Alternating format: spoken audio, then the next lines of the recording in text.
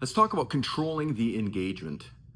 So, if you can control the engagement, I don't care if it's a negotiation, I don't care if it is a physical assault, I don't care if it's a game, it doesn't matter what it is. If you can control the engagement, you're going to have a huge advantage. You might be wondering to yourself, well, what are you talking about? So, let me tell you a story. So, let's say you and I are driving around an old beat up pickup truck, right? Old, rusted out, beat up pickup truck. That's what you and I are riding around in.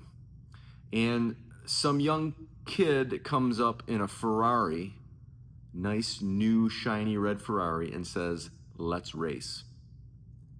Now, if we take them up on their offer, on their terms, they're going to win. So we have to basically convince them to race where we want them to race, not where they want to race. So they ask us to race. I say, sure, I pick the place. They agree, and we go out in the back 40 where there's nothing but sand, 2 tracks, dirt, dunes, right? So you can imagine how well that Ferrari is going to do against our old beat up pickup truck, right? If we can pick the place that we engage, then we're going to have an advantage. And that's what we have to do, right? We have to understand that you and I, we can choose the engagement. We can choose how we change the playing field, so to speak. We have way more choice and leeway over that than we do always being the fastest Ferrari out in the racetrack there.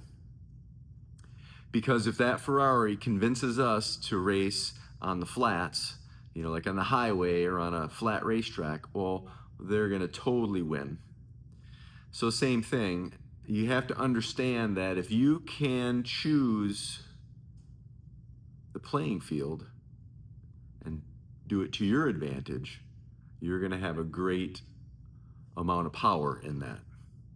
For instance, back in the day when I used to fight, if I knew that the guy was really good at grappling, better than I was, well, then I would in that sport arena, I would play my stand-up striking game. If I knew that I was a better grappler and he was a better stand-up striker, then I would probably try to clinch, close the distance, take him down, and finish him off. I want to choose how the engagement went on versus just playing his game. You got to learn how to play your game